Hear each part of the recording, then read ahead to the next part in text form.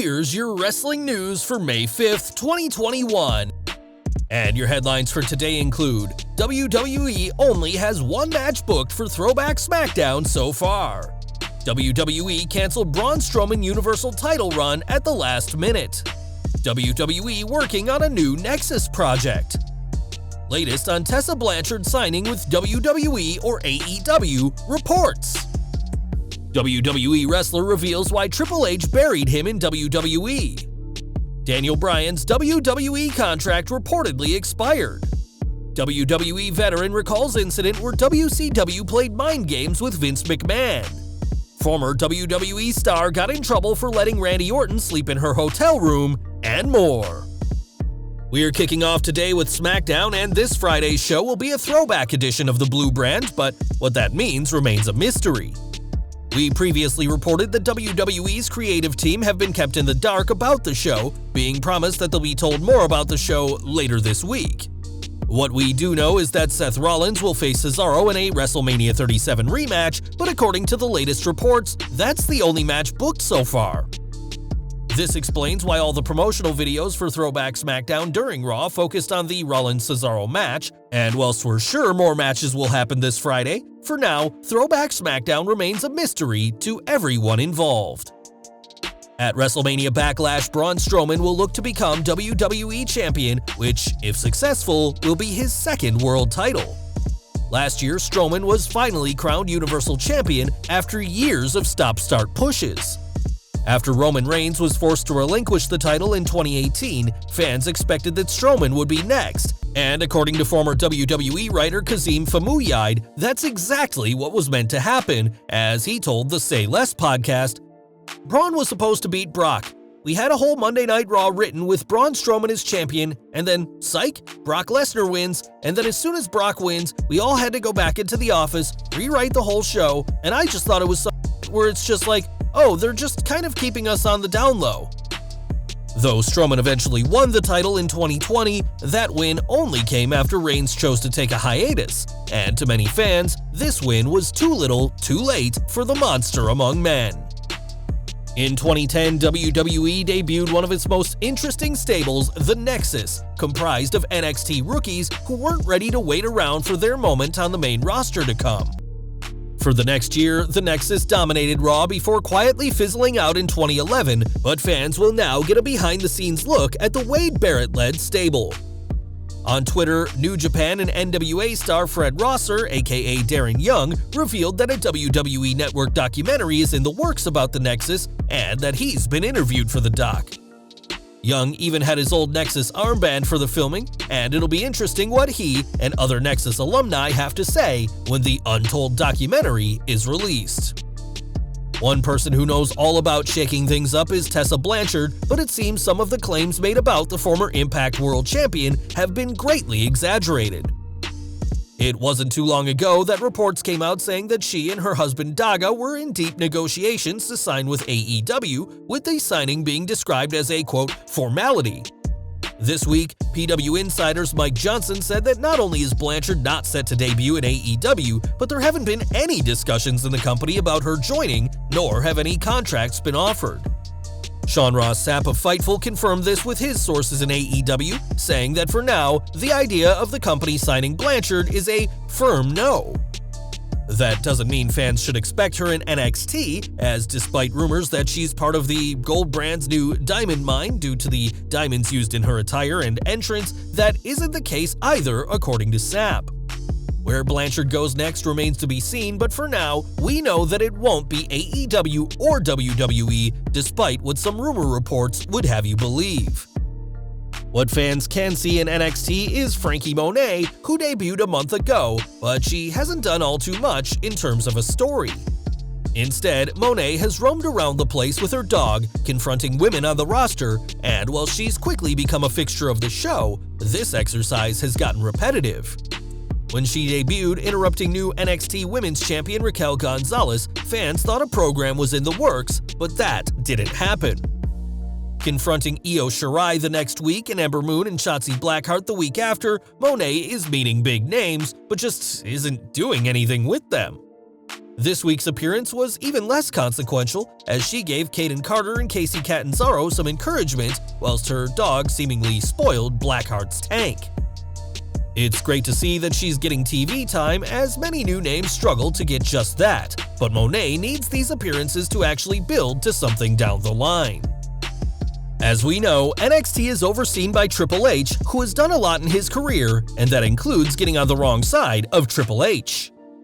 When the original Sin Cara joined WWE in 2011, he was seen as one of the game's first big signings, though his career didn't live up to the lofty expectations set on him.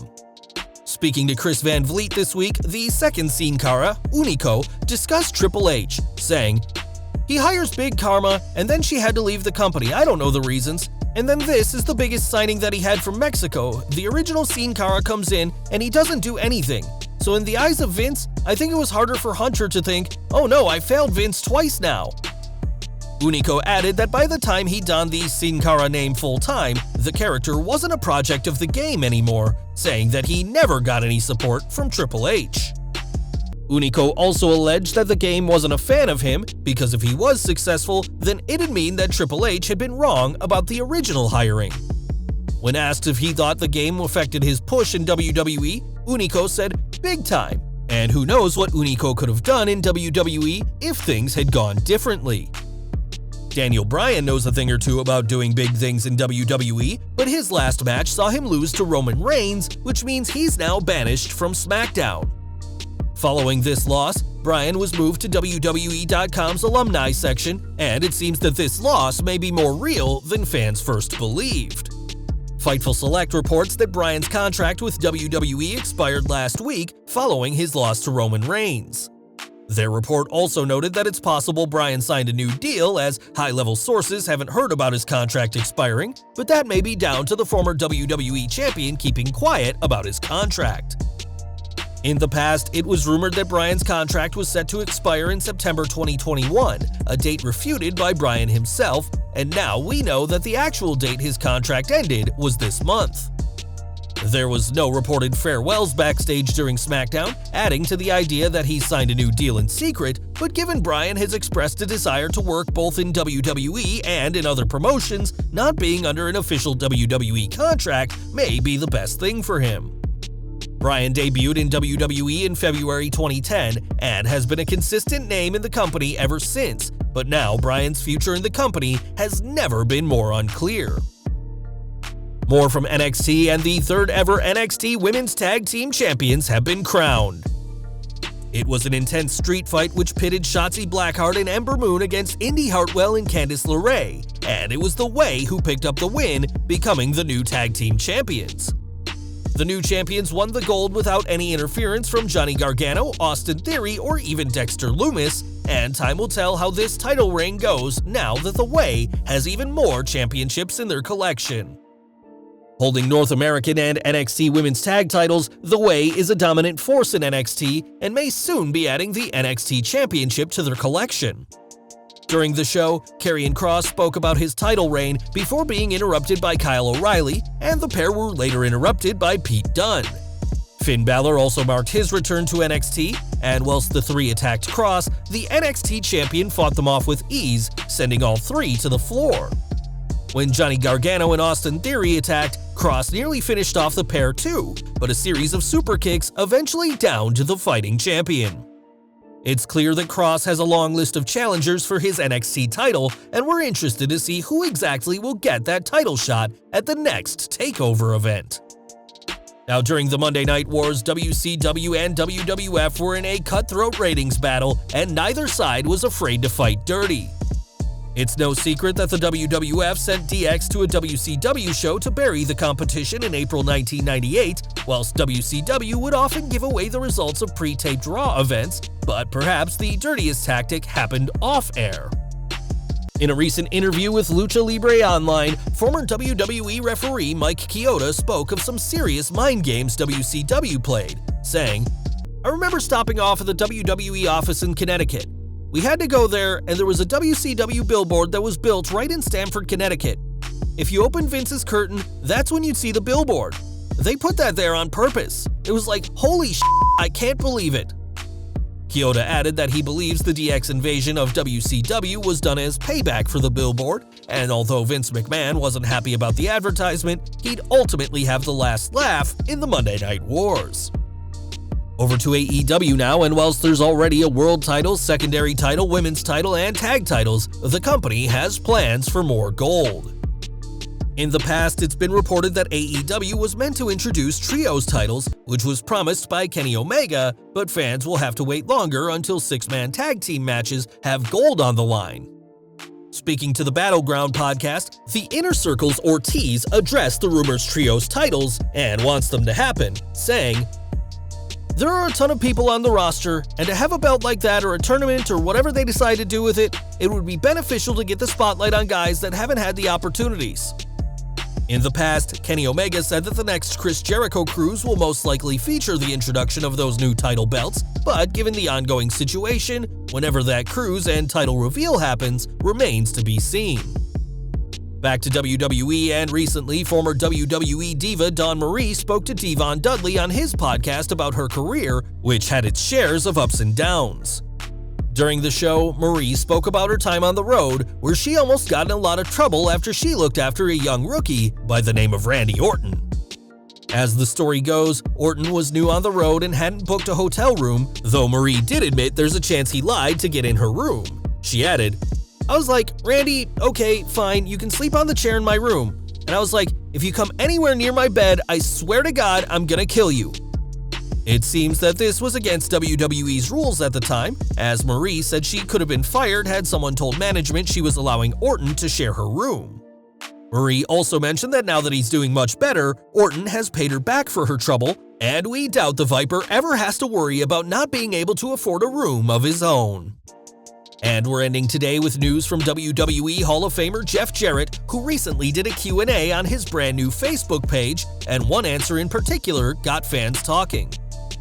When one fan asked Double J what was going on with Global Force Wrestling, Jarrett replied with, "Stay tuned," fueling speculation over his own promotion. Jarrett founded GFW in 2014 and entered agreements with promotions such as AAA and New Japan, and even co-promoted Wrestle Kingdom 9 in 2015. Despite early promise, including taping their own show, GFW Amped, in Las Vegas, and an invasion with Impact Wrestling, the promotion has since fizzled out, at least for the time being. When asked about who he'd love to feud with from the current product, Jarrett was quick to say Elias, and although a feud longer than what fans saw in 2019 would be great, it seems Jarrett may not have given up on GFW just yet. Do you think GFW could survive against the likes of WWE, AEW, ROH, and New Japan? Let us know in the comments. Well guys, that's our news for today. Please share your comments below. Also hit the like button, subscribe to our channel, and hit the bell icon to receive all notifications. And as always, thanks for watching.